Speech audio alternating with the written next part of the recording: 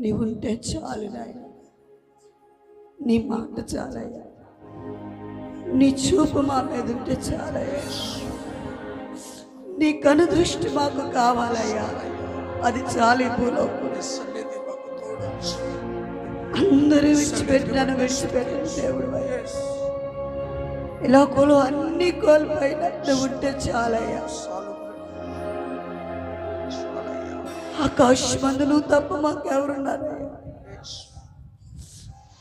ఆ సంటుడు నీవు నాకుండగా ఈ లోకంలో ఏది నాకు అక్కర్లేదు అంటున్నాడు కదా.